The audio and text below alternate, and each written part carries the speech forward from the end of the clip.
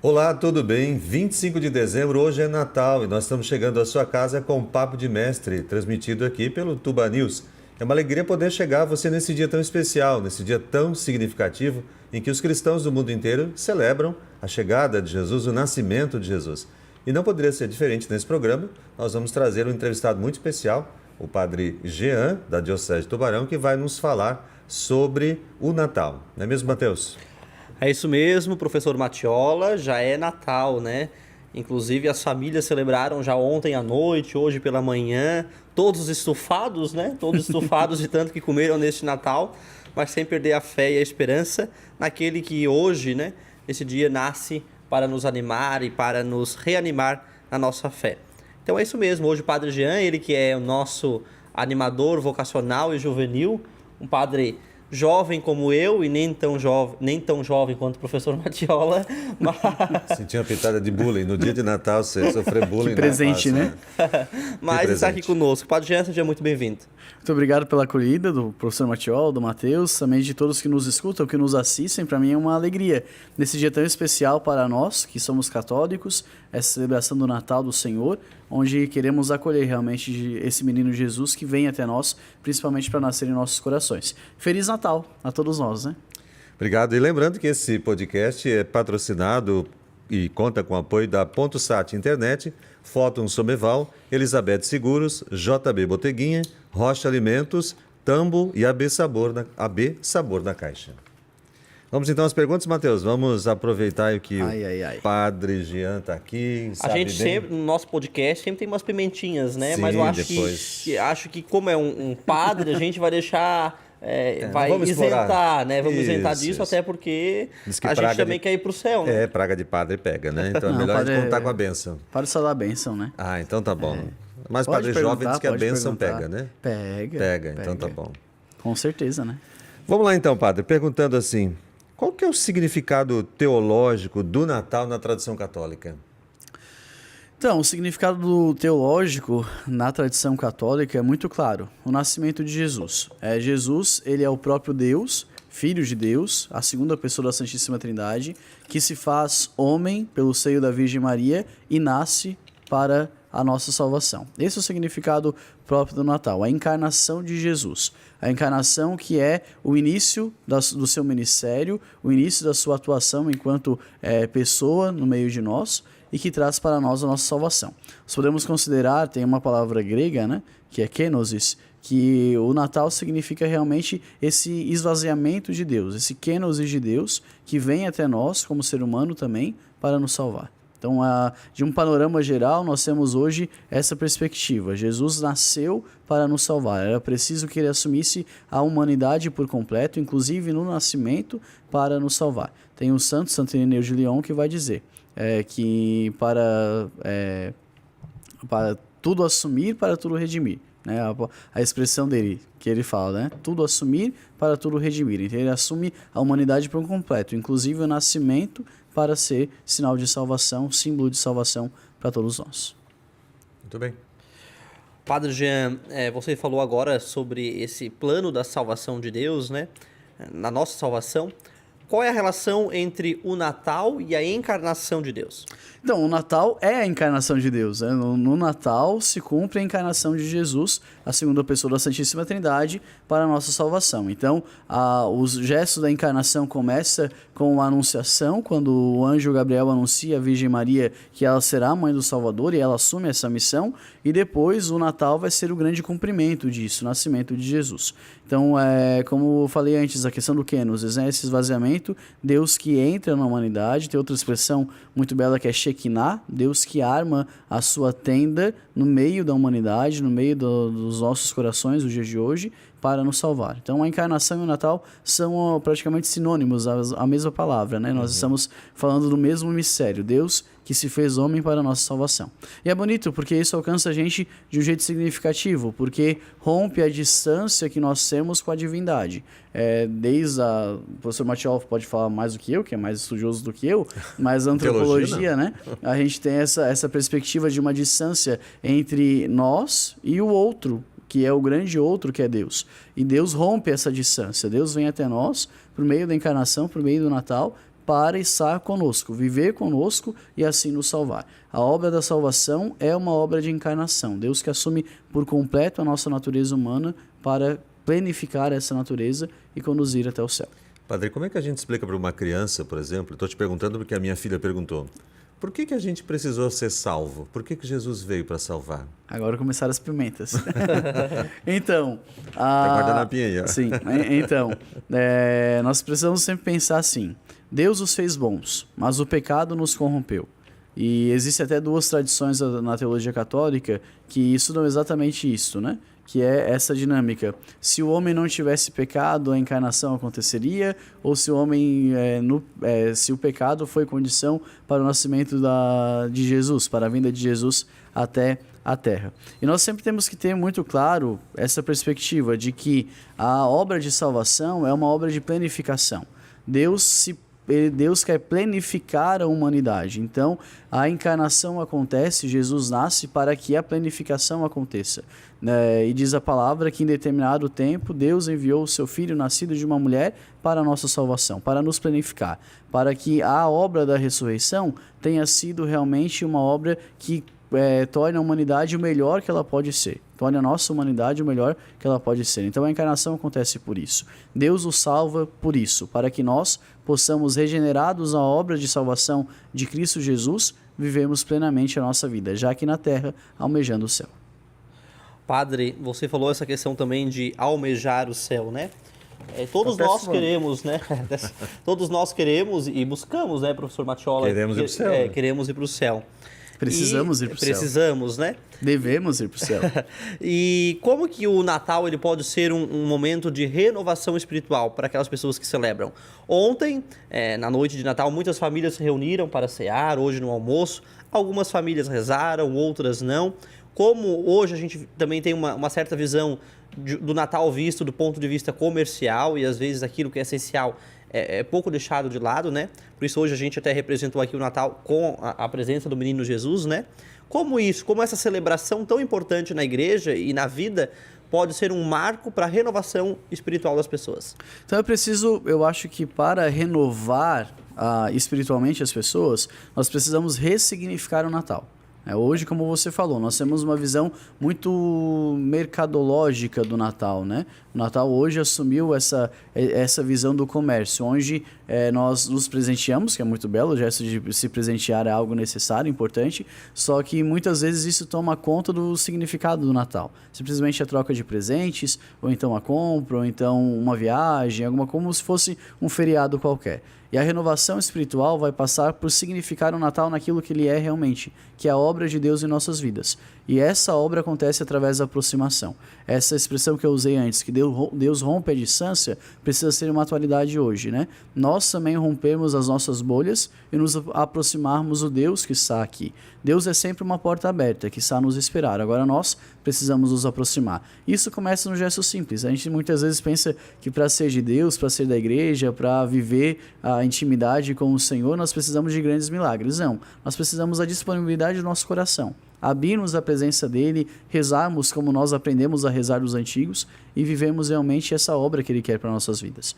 Então é importante que a gente tenha essa perspectiva, porque se nós ficarmos apenas à ótica do mercado, a gente vai esvaziando o sentido do Natal. E daqui a pouco vai ser só mais uma troca de presentes, mais um dia de comermos bem, mas o verdadeiro significado do Natal fica esquecido. O significado do Natal é esse: Deus está no meio de nós, Emanuel. Deus se aproximou de nós para que nós, procurando, o pudéssemos encontrar.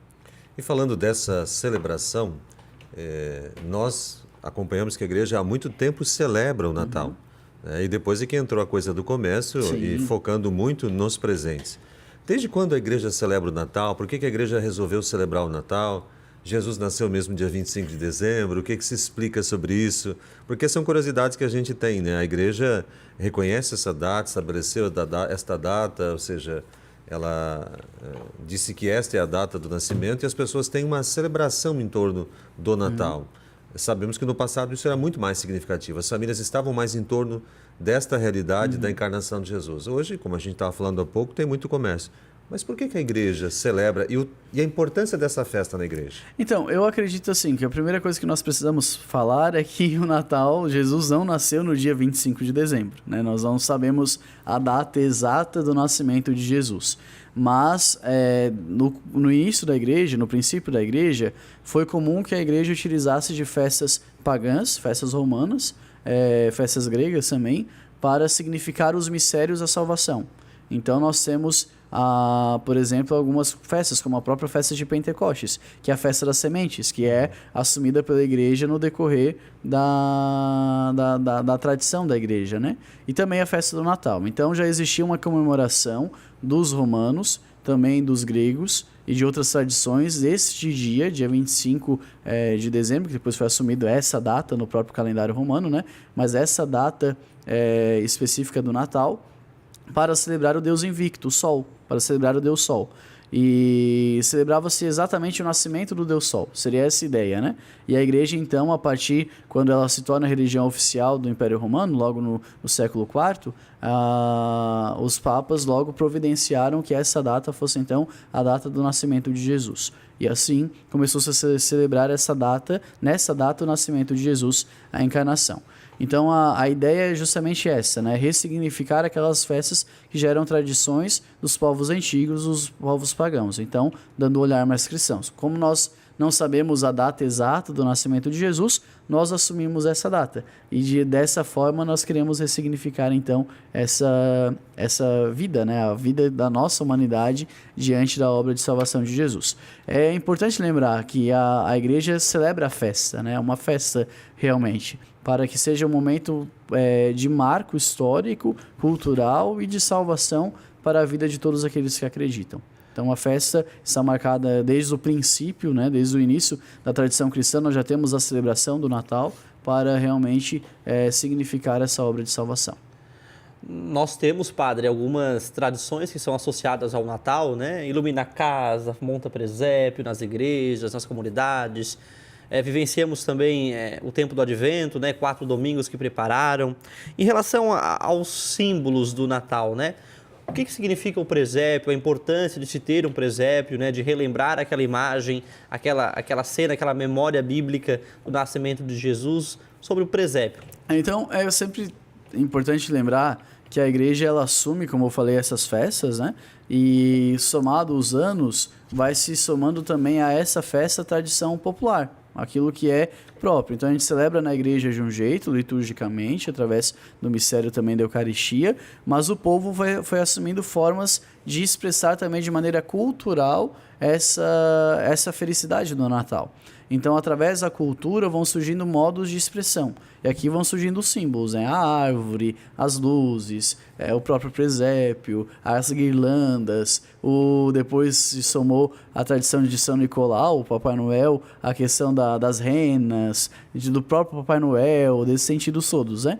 Então, são expressões da cultura que vão se aproximando daquilo que é a religiosidade. E diante disso surgiu o presépio. O presépio ele já era realizado de algum modo, mas ele se popularizou com São Francisco de Assis. São Francisco de Assis, ele um certo dia escolheu representar o nascimento de Jesus com animais, com a figura de uma mulher que tinha acabado de dar à luz, com um menino no colo, para representar essa figura do presépio. Assim, se popularizou também entre a cultura ocidental a realização do presépio. O presépio é uma representação figurativa daquilo que foi o Natal. Claro que hoje, quem já teve a graça de ir para a Terra Santa, sabe que o lugar que Jesus nasceu não é um presépio como nós imaginamos, né? Com as nossas culturas bem mais modernas e ocidentais, uma capelinha, um espaço assim, não. O presépio, onde Jesus nasceu, é uma gruta, né? A gruta de Belém. Então, neste lugar onde os animais ficavam, e ali Jesus nasceu. E hoje nós temos essas figurações, hoje, de vários modos, e daí cada expressão cultural vai expressar o presépio de uma maneira, mas a importância é a mesma, né? Tornar presente essa imagem que Deus se fez pequeno com os pequenos, humilde com os humildes e assumiu a nossa humanidade. Então essa é a grande importância do presépio. E é uma tradição muito rica, muito bonita. Eu acho tão belo quando nós visitamos casas de famílias nessa época e nós já temos a figura do presépio, porque representa que o verdadeiro significado do Natal está ali. E também é tão triste quando a gente vai numa casa e vê que o presépio não está presente, ou se está apenas como um detalhe, né? O Papai Noel é de 3 metros de altura e o presépio é um cantinho da mesa. Então, é dar o verdadeiro significado para o Natal, né? Representar que Jesus realmente nasceu para a nossa salvação. Esse grande horizonte foi o intuito de São Francisco, é o intuito que nós devemos ser atualmente também. Às vezes, inclusive, o Papai Noel substitui a figura de Jesus em muitas casas. Claro, muitas casas. O Papai Noel hoje, ele se tornou culturalmente e comercialmente o símbolo do Natal, né? E é importante ter falado da origem do Papai Noel, né? Está vinculado à figura de um santo, São Nicolau, que tinha o costume de presentear no Natal as crianças. E depois o comércio, principalmente Coca-Cola, nos anos 90, né? Com o final dos anos 80, início dos anos 90, trouxe este símbolo, né? Até originalmente o Papai Noel era verde, porque é irlandês, então a roupa dele era verde, depois, por conta da Coca-Cola, ficou representado com a roupa vermelha, como nós conhecemos hoje. Então, hoje ele rouba a cena, né? Mas tenho certeza que não é esse o intuito original. O intuito original era só representar essa bonita tradição de troca de presentes, principalmente para as crianças, para significar a alegria do Natal. Assim como nós recebemos o maior presente, que é Jesus de Nazaré, que nasceu para a nossa salvação, nós também presenteamos uns aos outros para significar este presente que nós recebemos de Deus. E a gente vê que tem muito simbolismo ainda falando sobre isso, né? Geralmente o Natal é associado à luz e ao fogo. Por que esses dois símbolos? Por conta da casa. É interessante que o Natal ele é celebrado na casa. A igreja, sempre é importante lembrar que a igreja começou a se reunir não em templos preparados para isso, mas as casas das pessoas. E o fogo, a luz, é sinal de aconchego, sinal de casa. Onde há calor, há casa, há lar. E então o Natal é associado a isso porque Deus primeiro fez a sua casa no meio de nós, a palavra Shekinah, Deus armou a sua tenda no meio de nós, mas também para significar que são nas nossas casas que o Natal deve acontecer, é no nosso coração. Hoje o Natal nós celebramos não uma festa que aconteceu há 2000 anos atrás apenas, mas uma festa que precisa acontecer no nosso coração diariamente. Deus que vem até mim e instala a sua presença de amor na minha vida, no meu coração, na minha história, e isso é sinal de casa. Né? É tão bom estar em casa. Quem tem a sua casa sabe disso. Né? Pode passar por todos os lugares do mundo, mas não há lugar melhor que o nosso lar. Então, o Natal é associado a isso para dizer exatamente essa relação entre Deus que faz a sua casa no meio de nós e nós que precisamos transformar a nossa casa como um ambiente da presença de Deus. Eu fico imaginando, Mateus, se quem está nos assistindo hoje, nesse dia de Natal, em casa, na sua família, talvez até na praia já, se pode avaliar assim, será que eu estou vivendo na minha família hoje, nesse dia tão especial, esse espírito natalino? Será que vivemos isso até hoje? Nos preocupamos com o presente, com a decoração da casa? Mas será que a gente viveu tudo isso, né? E o Natal é simbolizado, já que a gente está usando dessas expressões, luz e fogo, né? Mas a expressão da luz e do fogo é o amor.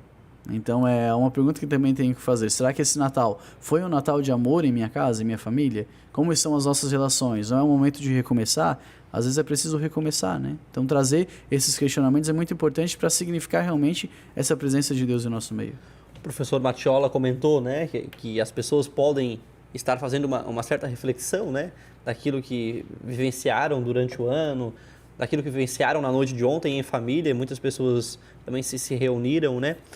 Mas como a gente pode prolongar esse espírito natalino? Às vezes as pessoas celebram dia 24, dia 25, chega no dia 26 e já quebra o pau lá em casa, né?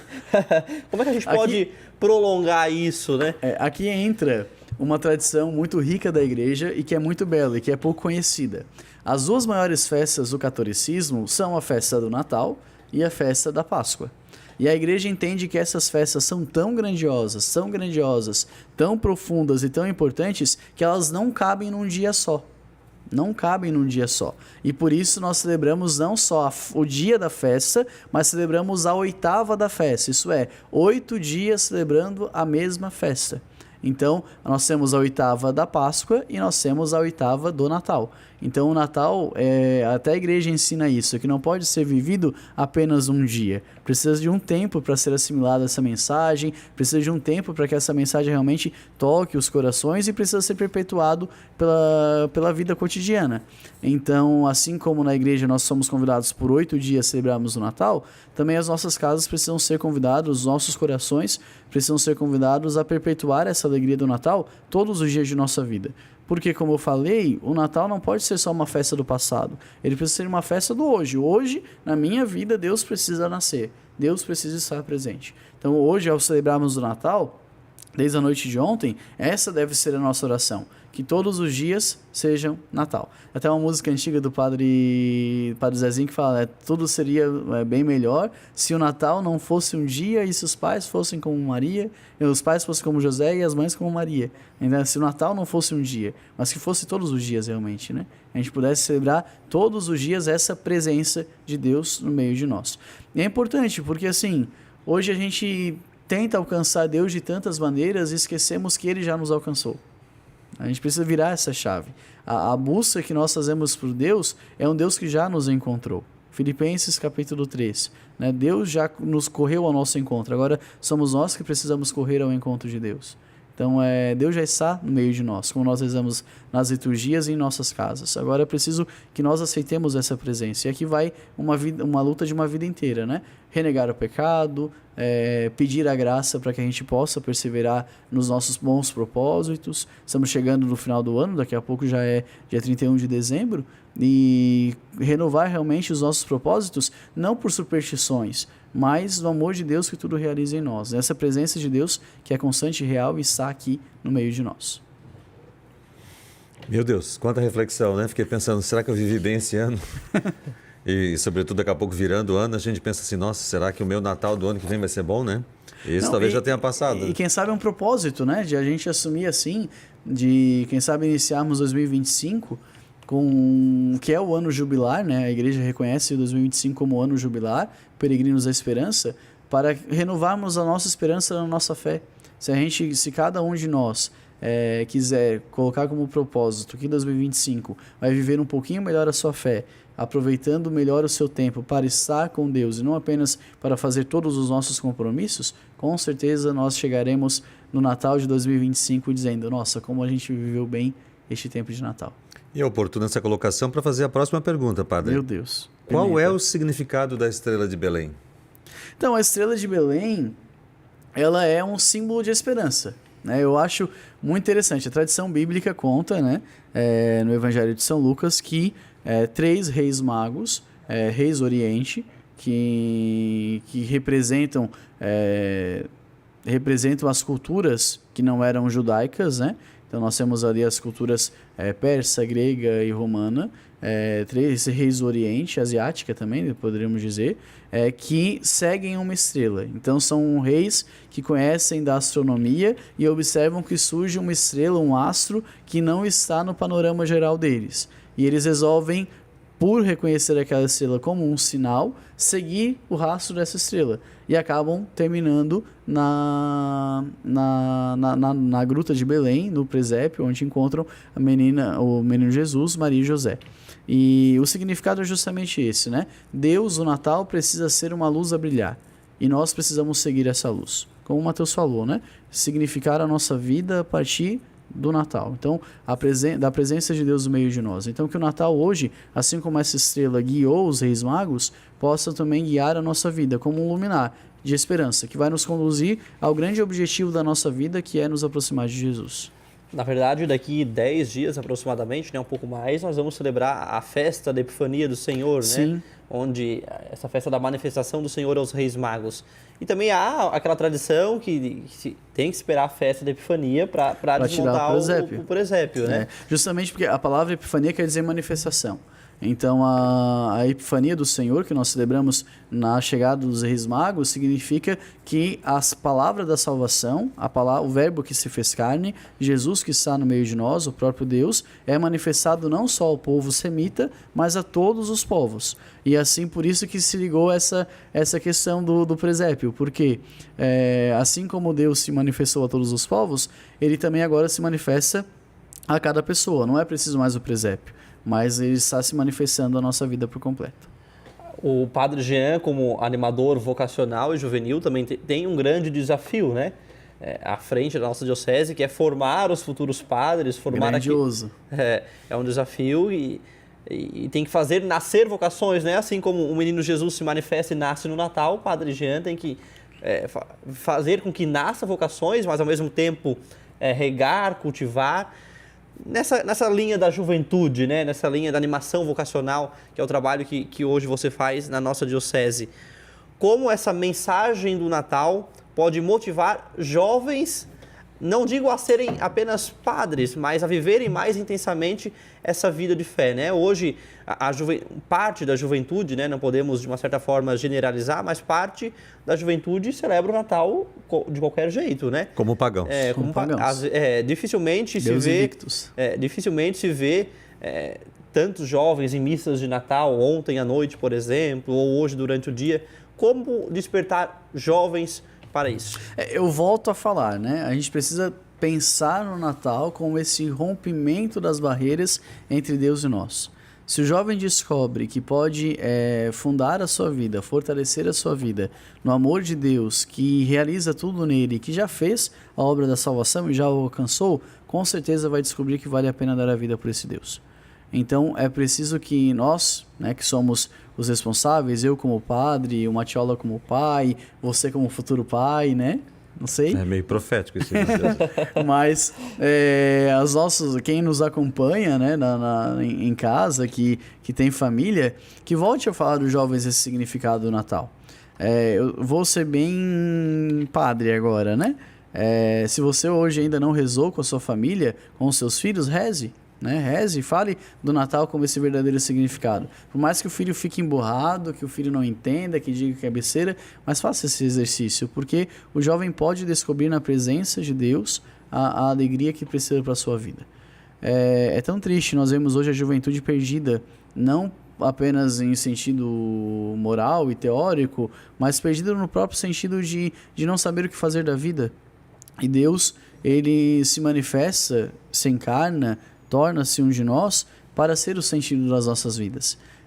Nós não podemos dizer que Deus nos fez para assumirmos apenas uma profissão. Não, Deus os fez para Ele. E inquieto está o nosso coração, diz Santo Agostinho, enquanto nós não repousarmos o seu amor. Então, precisamos ter essa virada. Nesse sentido, então, Natal é uma oportunidade de renovação espiritual para as famílias, para as pessoas, para os jovens. Para os jovens principalmente, mas para todas as pessoas. E nesse ano, não tem um ano de padre ainda, né? Não. São quase 7 meses. Isso. Não, 7 meses amanhã. 7 meses. Não, 7 meses hoje. 25. Hoje é dia 25, 7 meses hoje. 7 meses. É. Padre, então assim, os jovens estão em busca disso? De renovação? Nesses meses você tem trabalhado na diocese, com o Injocre, trabalhou com encontros vocacionais, passou acho que em todas as paróquias. Sim. Eu acho que eu posso dar uma resposta meio parcial aqui, né? Eu creio, por fé, que há muita esperança. Hoje nós estamos percebendo uma juventude muito sedenta, uma juventude que procura e que quando procura encontra no amor de Deus o sentido para suas vidas. Hoje nós percebemos isso, mas ao mesmo tempo nós percebemos tantos jovens que são alheios, não só a questão de fé, mas alheios a qualquer questão. Então hoje você é diretor de escola, né? Trabalhando, acho que percebe isso. Hoje muitos jovens não têm perspectiva de vida. Não é apenas perspectiva de fé e senso religioso. Até mesmo escolhem algum curso acadêmico para fazer, mas pensando apenas no dinheiro, pensando apenas na remuneração, no status, e não tem um verdadeiro sentido para algo que sacia a sua vida. Então nós temos essas duas perspectivas, né? Tanto jovens que procuram e encontram em Deus e assim ressignificam a sua vida, mas muitos jovens que ainda estão distantes. E é por isso que cada vez mais cresce a necessidade do nosso testemunho. o testemunho pessoal, não é nem o testemunho do padre, o testemunho clerical, da comunidade, mas de cada pessoa. Se cada pessoa que é cristã, que é católica, quisesse realmente fazer da sua vida um testemunho, não só do Natal, mas de todo o mistério de Jesus que se realiza nela, com certeza nós teríamos mais jovens que diriam assim: por que ele é diferente? Por que ele vive assim? Se interessariam e procurariam. Então é preciso que a gente volte, que o Natal também, essa festa que a gente celebra hoje, volte a fortalecer a necessidade do nosso testemunho pessoal.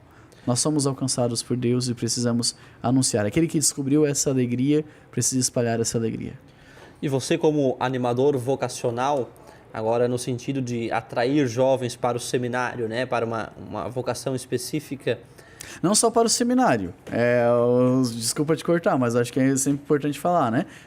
Eu, quanto animador vocacional, gosto muito de frisar isso. A animação vocacional não pode ser apenas com vistas ao seminário, mas ao discernimento vocacional como um todo, que pode levar ao seminário, pode levar à família, pode levar a uma profissão, pode levar à vida religiosa. Então nós temos vários aspectos. Claro que o meu enfoque maior é conseguir jovens também para ingressar no seminário, mas eu sou muito contente assim de dizer que neste ano, eu assumi essa missão em janeiro do ano passado, agora chegando em janeiro de 2025, janeiro desse ano, na verdade, 2024, chegando em janeiro de 2025, já há um ano, eu me esforcei para isso, para acompanhar os jovens para um discernimento integral. Tanto que uma das atividades da pastoral vocacional desse ano vai ser um retiro para namorados. Então, a pastoral vocacional da diocese, que tem esse foco vocacional de conseguir jovens, a gente também pensa, eu falei para eles, a nossa organização, né? Nós temos que dar uma ajuda também para esses jovens que estão discernindo a vida para o sacramento do matrimônio. Então, também ter um apoio, também ser um apoio para esses jovens, no sentido mais amplo, né? Porque a vida da fé se realiza em todas as esferas. Nós não precisamos apenas de padres. Precisamos de padres, sim, necessariamente, porque são constitutivos da igreja, nós precisamos avançar na evangelização também, por meio do sacerdócio, mas precisamos de bons cristãos formados, né? Olha vocês dois, né? Nos ajudam tanto na igreja e não são padres. Nesse sentido ainda de seminário... 2 ex-seminaristas, né? 2 ex-seminaristas. Para falar isso, ó. Então, né? Falar igual um político aí, os ex mais amados do Brasil. Mais ou menos, né? Mas nesse sentido, padre Jean, ainda do seminário, né? Uhum. A gente sente uma dificuldade, talvez, dos jovens quererem ingressar essa missão, né? Porque padre não nasce pronto, né? Uhum. Estando no seminário, que vai ser cultivado, ou vai ser padre, ou não vai ser padre, né? Ou sai e dá certo na vida também, isso, né? Sim.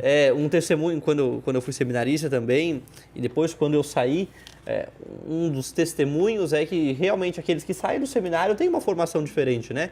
Lá a gente tem uma formação humano-afetiva, disciplina, não é exército, mas tem essa disciplina sou de grato horários, pelo tempo que né? passei lá. Também sou bastante grato. Mas nesse sentido, o que você acha que a igreja precisa, né? Talvez novos olhares, novas formas de atrair esses jovens. Como a igreja está se adaptando no novo tempo, né? Que hoje a informação é rápida, tudo é mais rápido, para atrair esses jovens para essa vocação de ser padre.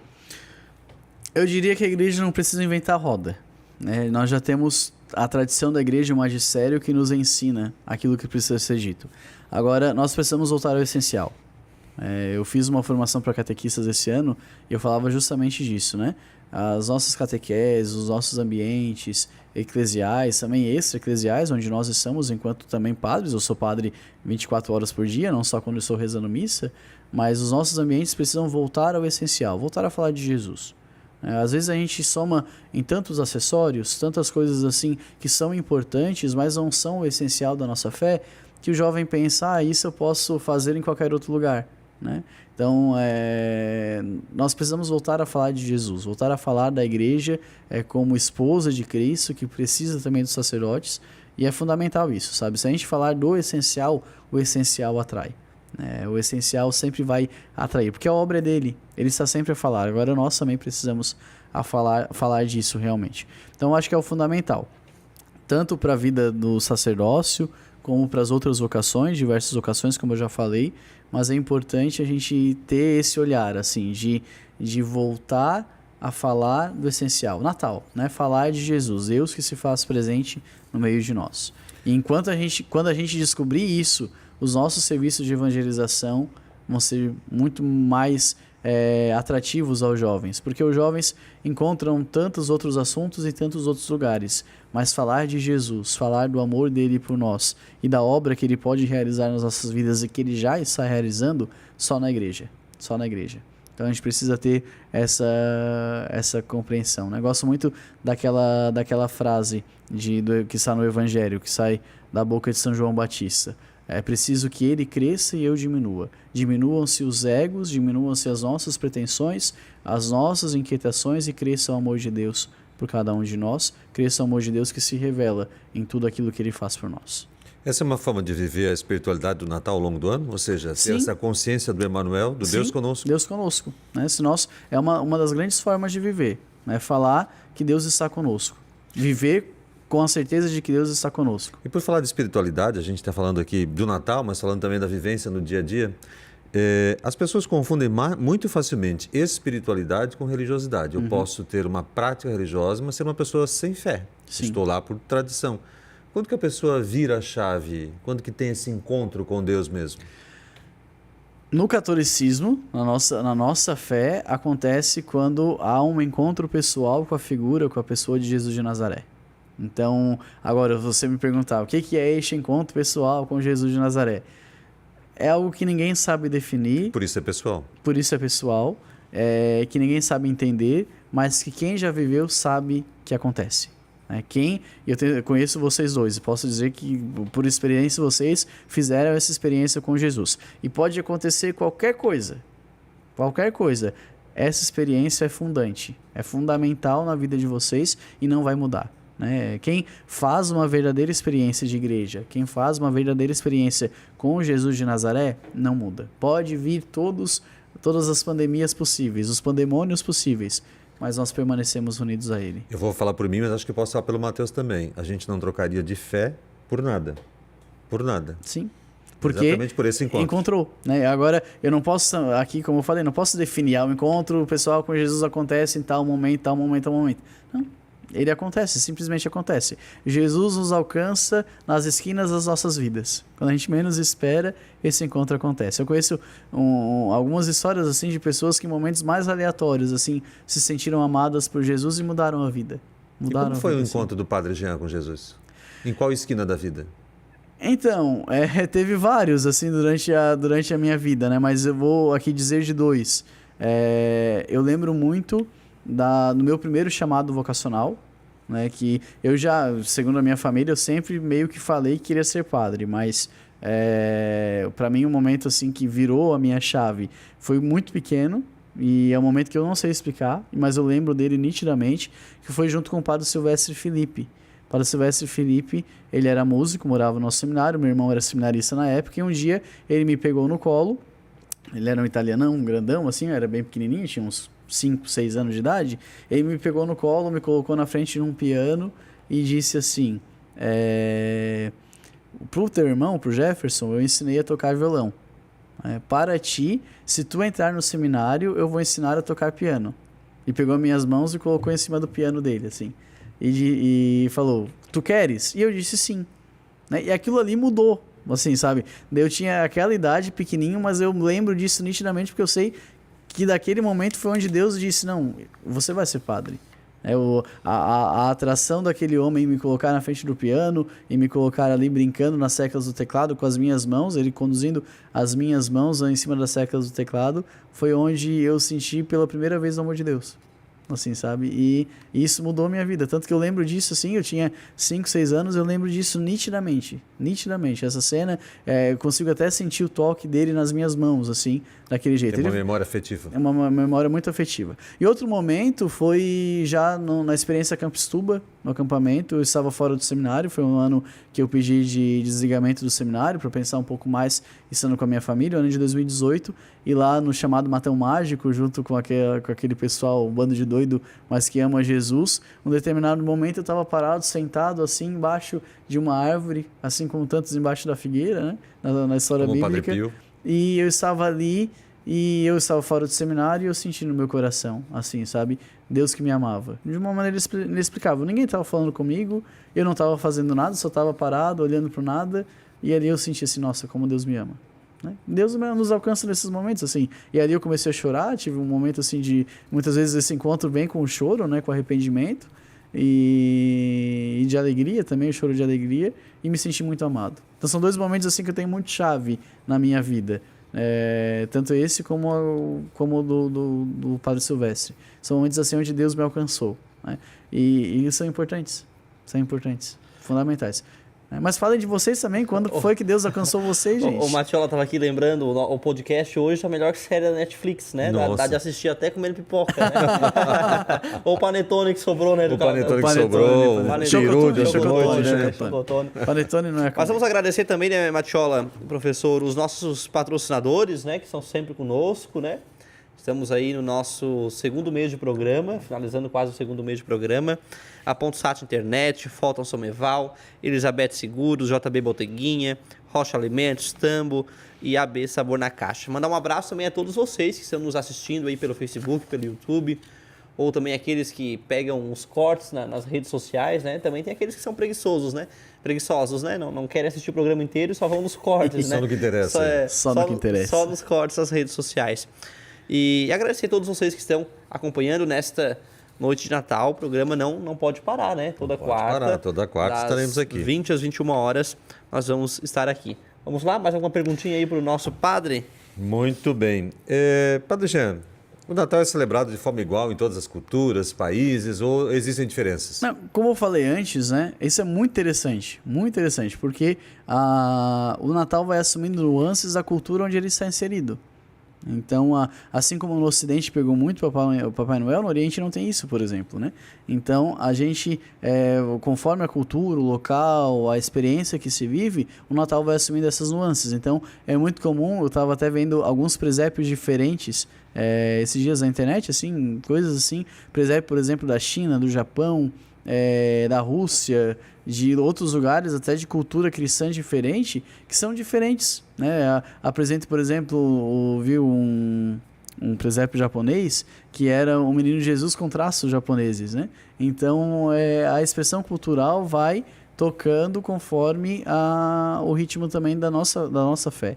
Então, existem maneiras diferentes de viver o Natal. E são maneiras dignas, justas, assim como a nossa, e precisam ser preservadas culturalmente, né? Deus também assume a nossa cultura, assim como ele assumiu o seu nascimento, a cultura semita, ele assume também a nossa cultura, o nosso jeito brasileiro de ser. Então, a mesma coisa pensar assim, no Brasil tem lugar que a gente vai comer na noite de Natal o frango, né, temperado e de um jeito, e outros lugares vai comer um pedaço de carne de boi. E é um Natal a mesma coisa, justa, digna, só que cada um celebrando na sua cultura, no seu jeito, com a sua gastronomia, com a sua maneira. Então a gente tem essas expressões diferentes que acontecem ao redor do mundo. Falei de Brasil, mas imagina um mundo com todas as culturas cristãs que nós temos, né? Então é muito bonito.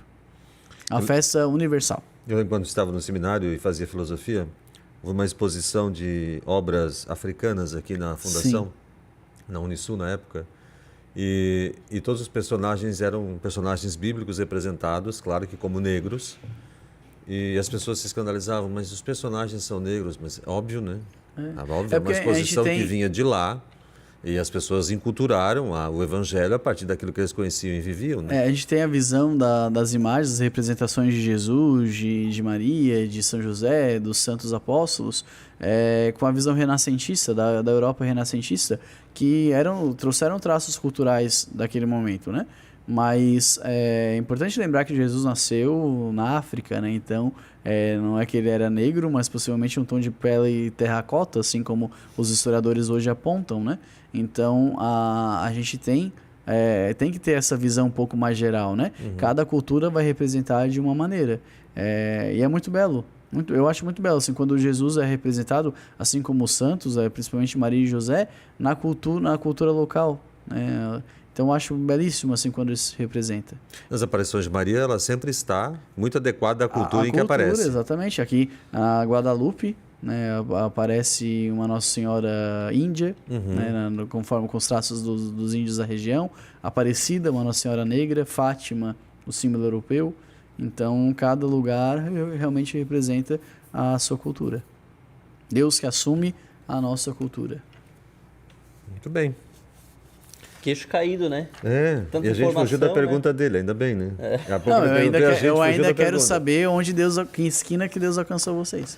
Ah, Pode começar, Matheus. Primeiros mais novos, vamos lá. você segue a preferência, né? Segue a preferência, né? O padre já está dizendo que você e padre a gente não desobedece. Na verdade, nessa parte da minha história de fé, começou lá na comunidade do São Brás, no bairro Andrino. A minha mãe participava do coral e eu participava das atividades da igreja, né? Minha mãe cantando, eu ia lá, pegava o microfone e de em diante... Já estava com o microfone já, desde pequenininho. desde pequenininho com a mão, Por isso virou jornalista. Mas a minha experiência mais marcante foi quando os freis capuchinhos vieram, o Frei Forcato e o Frei Possamay.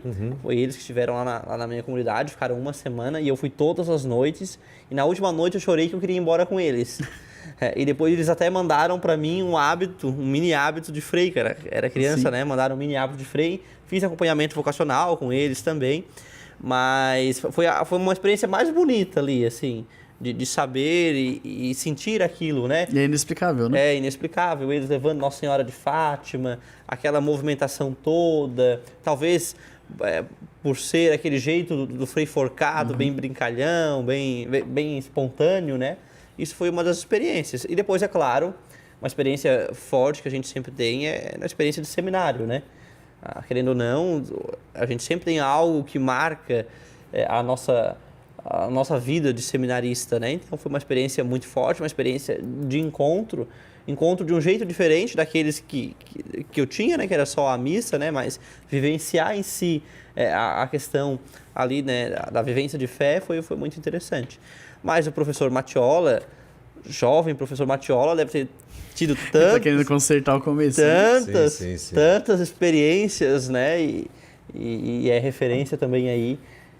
Agora diga, fale-nos É que o bons. Matheus tem idade para ser meu filho, é por isso, né? Então ele se passa aqui. A minha experiência é uma experiência muito legal. Eu quando adolescente, fiz toda a catequese na catedral. E quando eu estava para ser crismado pelo então bispo Dom Osório Beber, o meu padrinho de crisma estava em viagem, talvez não pudesse chegar, mas chegou a tempo. E eu já tinha arranjado um outro substituto. Acontece que aí o meu padrinho chegou a tempo e o substituto ficou muito triste. O irmão do meu pai disse então assim, olha, já que ele não pode ser padrinho de crisma, lá em Sara tem a consagração à Nossa Senhora. E aí marcamos, eu fui consagrado a Nossa Senhora no dia 13 de maio de 1988. E no dia 15, e na semana seguinte, né? Na semana seguinte, não foi dia 15, mas na semana seguinte eu comecei a participar do grupo de liturgia da paróquia de Maitá. E eu sei que dali foi um divisor de águas. A minha consagração à Nossa Senhora foi o momento de eu começar a minha caminhada na igreja aos 15 anos, em 1988, que vocês nem estavam ainda no pensamento dos pais de vocês. E em 1990, depois, eu já participava de tudo, pastoral vocacional, pastoral de ecologia, tudo que tinha, apostolado de oração, eu estava metido em tudo, jovenzinho, né? E depois de 1990 eu comecei a participar da renovação carismática e tive a graça de conhecer o Padre Léo. Fui muitos encontros com o Léo, muitos. Né? Ele me chamava pelo nome, inclusive. Tanto que meu primeiro seminário foi um seminário deoniano. Eu fui para um seminário em Rio Negrinho. O Deon entrou na minha vida lá e nunca mais saiu, graças a Deus. Então, foi um encontro muito forte com o Léo. Ali eu descobri a igreja de fato e tive um encontro profundo com Deus. Né? Em 1990, isso. Eu lembro exatamente a data. Foi em fevereiro de 1990. E depois eu vim para o seminário diocesano, saí do seminário religioso, fiquei aqui. Mas eu tenho plena convicção, foram esses dois encontros. A consagração à Nossa Senhora, depois a passagem pela vida do Padre Léo, que realmente fez grande diferença. Ele realmente me fez amar e entender a igreja. Então, ali. Mas agora vamos voltar, né, aos papéis certos, né? O jogo virou aqui. Bom, agora entrevistado ele volta. O jogo virou. Mas ele estava preparando outra pergunta pelo olhar. Eu pensei que o Matiola ia falar da Carla, né, no momento que encontrou a Carla. Aí foi a plenitude do céu. Mas aqui viu, Carla? Salvei, hein? Mas aqui ele falou nos bastidores, né? E a melhor coisa que ele fez foi casar, né? Foi. Por favor, Carla, aí não esquece. Disse isso, que é a melhor coisa. Até porque ele também não merece, na noite de Natal, dormir na sala, né? Porque nem cachorro, coitado, ele tem, né? Então, nós estamos esperando ganhar um cachorro de Natal, né? Quem sabe, né? Quem sabe. Ainda Natal não acabou ainda, quem sabe. Ainda tem. Então, Padre Jean, essa conversa sobre Natal despertou, né? E desperta em nós tantas coisas, né? Algumas curiosidades, né?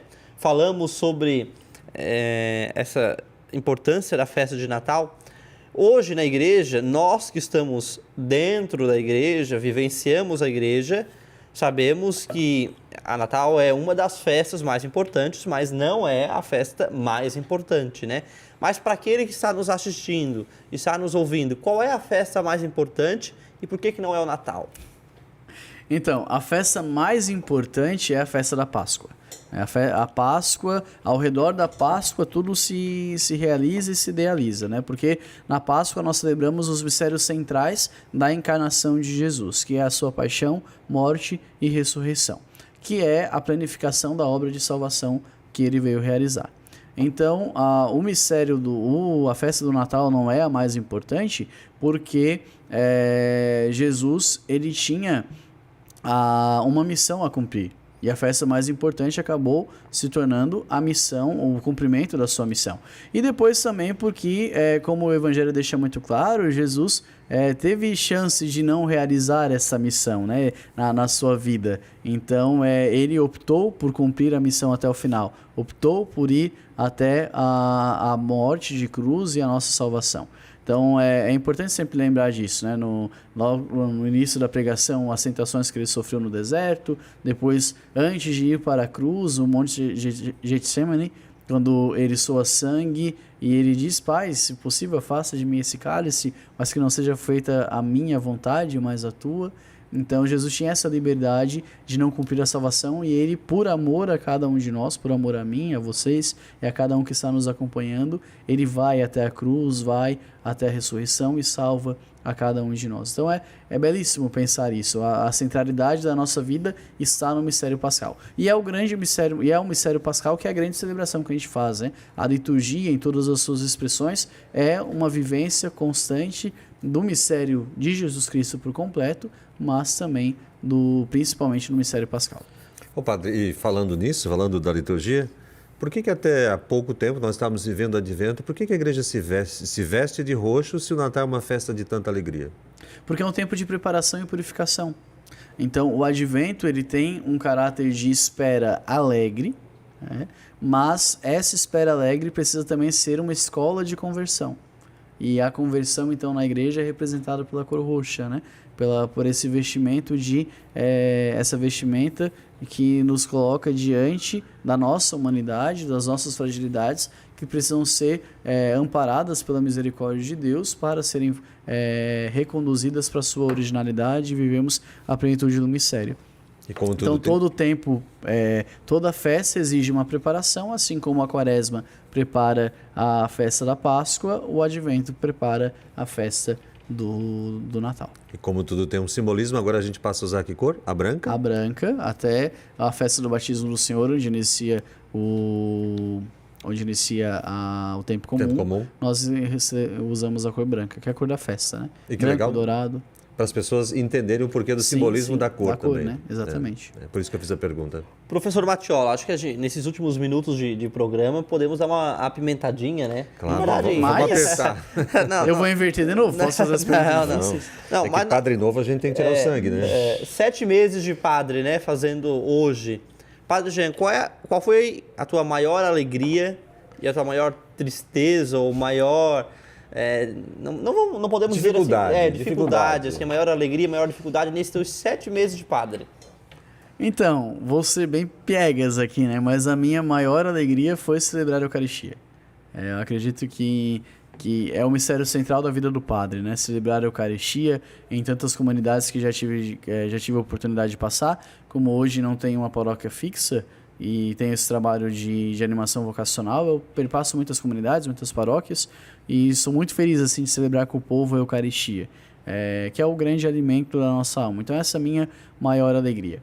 Agora, quanto dificuldade, eu acredito que é o tempo, né?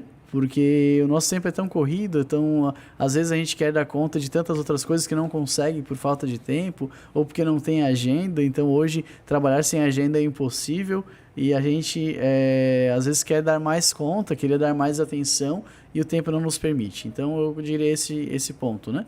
A alegria, a Eucaristia e a dificuldade assim conseguir conciliar tantas pessoas, compromissos e realidades que a gente precisa tocar mas que a gente toca, mesmo que seja bem rapidamente, mas a gente toca tentando sempre alcançar. Acredito que é a grande dificuldade de todos nós nesses tempos, né?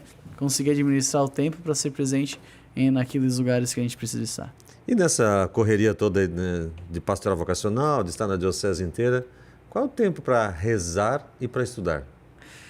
Então, estar no seminário, residir no seminário hoje, junto com o Padre William, ao qual deixa um abraço, meu companheiro de missão, ele é o reitor da casa, me permite assim ter uma maior flexibilidade no dia a dia, né? Porque geralmente as noites são ocupadas com essas visitas, com essas missões. Então, durante os meus dias, assim, a parte da manhã, a parte da tarde, eu consigo às vezes tirar um tempinho assim para estudar, né? Para preparar homilias, preparar pregações, preparar as palestras, encontros que a gente vai conduzindo, organizar também a vida mais burocrática da pastoral vocacional, que também nós temos. Então eu consigo realizar isso. Também cuidar do corpo, né? Eu tenho dias por semana que vou para academia, também gosto de caminhar, assim, para pensar também. Gosto muito de escrever, então também dedico tempo para escrever. Mas geralmente também é às vezes muito prejudicado por conta das atividades, não só aqui na diocese, mas também fora, como agora auxiliando alguns projetos do regional aqui de Santa Catarina. Então, e para rezar a gente tem que rezar em todos os lugares, né? Então, rezar é uma opção, é uma prioridade que nós precisamos ter. Então, eu sempre coloco a oração como a prioridade da minha vida. Então, se eu preciso deixar de fazer alguma coisa, eu deixo para manter a minha rotina de oração. Então, rezar de manhã, à noite, à tarde, quando dá, com a comunidade, também com os seminaristas.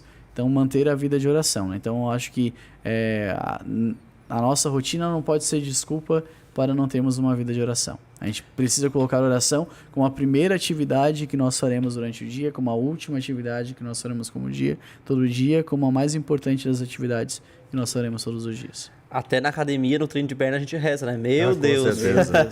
Às vezes até contra o personal, mas a gente reza. Então, estamos chegando... Eu rezo pelas minhas personagens. Eu rezo também, mesmo. Rezo para que eles sejam bonzinhos. Exatamente. Estamos chegando ao fim do nosso Papo de Mestres, edição especial de Natal. Agradecer você que esteve nos acompanhando. Agradecer aos nossos apoiadores, né? Ponto Sat Internet, Falton Someval, Elizabeth Seguros, JB Boteguinha, Rocha Elementos, Tambo e AB Sabor na Caixa. Queremos agora desejar para vocês todos um feliz e abençoado Natal, que vivam esse espírito natalino ao resto deste ano e 2025 também, que já está aí, já está batendo a porta. Ao professor Matiola também, um Feliz Natal. O Padre Jean, Feliz Natal, que nasça muitas vocações, né, da nossa igreja, não só sacerdotais, mas vocações santas. Professor Matiola? Vamos rezar para ele estar no retiro de namorados ano que vem, né? Exato. Quem sabe, né? Vamos rezar para que alguém olhe para o Mateus e diga, essa aí é a minha vocação. Gente, felicidade a vocês. Muito obrigado por terem nos acompanhado nesses meses, nesse ano já. A gente começou com muita expectativa, foi muito legal todos os encontros que fizemos aqui, todas as edições de podcast. Então, a você, a sua família, os seus projetos, Feliz Natal. Que essa luz de Jesus atinja todas as dimensões da sua vida. O Natal, como dizia o Padre Jean, lembrando a música do Padre Zezinho, precisa ser todos os dias. Então, a você, a sua casa, os seus negócios, os seus projetos, que também sejam atingidos por essa grande graça que é a chegada de Jesus às nossas vidas. Padre Jean, muito obrigado. Sempre bom estar perto de ti. Tu tens assim, uma vibe muito boa. Obrigado. Agradeço o convite de vocês e quero terminar, um abraço, Feliz Natal a todos que nos acompanharam. Mas quero terminar com um texto que eu escrevi, recolhendo alguns textos que nós já encontrei sobre o Natal, e escrevi isso aqui para uma homilia e depois transformei num texto assim que gosto sempre de ler nessa época de Natal, um texto de autoria minha com alguns enxertos de outras pessoas, né? Posso ler? Deve. Vamos terminar. O título do texto é Onde está o Natal? E começo assim: Desperta, por tua causa Deus se fez homem, por tua causa o que é eterno se escondeu no tempo, aquele que é o tudo se escondeu no fragmento. Onde se esconde esse menino, dom de Deus para nós? Onde está tão grande dádiva? Com certeza não está nos palácios, nem mesmo nas ruas enfeitadas. Ele não está nas mesas fartas, nem nos sacos ou pacotes de presentes. Ele não está nas roupas bonitas ou nas flores que escolhemos para este dia. Não está nos chocolates ou nos doces tão saborosos dessa época. De forma alguma também no colo do Papai Noel, ou nas lojas e no consumismo, ou no desperdício que infelizmente abusam de nosso presépio e nos fazem cada vez mais distantes do verdadeiro Natal. Onde está o Natal? O Natal se esconde no silêncio. Ele está onde a luz não chega, está onde falta tudo, está onde nada se tem. O Natal está no presépio, lá onde falta tudo, mas Deus se faz presente. O Natal está na carência, está onde ninguém quer estar. O Natal está escondido onde só Deus pode existir. O Natal está no choro de uma criança, dependente de tudo, mas de quem todos nós dependemos. Está nas mãos pequenas de um bebezinho que desenhou o mundo. O Natal está no olhar que contempla o céu que ele mesmo modelou. Está no afago de um pai e de uma mãe que só tem uma manjedoura para oferecer. Está no sono profundo de tal ser, tão pequenino, mas que sonha com a nossa salvação. O Natal está na esperança que rompe nossa surdez e diz: Deus está no meio de nós. Apareceu para nós o Messias. Está deitado numa manjedoura, tal criança pobre e desamparada. Será ele reconhecido em tão humildes condições? A quem ele se revelará primeiro? Não aos grandes e aos soberbos dessa terra. Pastores, pobres e pessoas simples são os primeiros convidados para adorar o menino. E sejamos entre eles. Amém. Amém. Feliz Natal! Feliz Natal. Natal.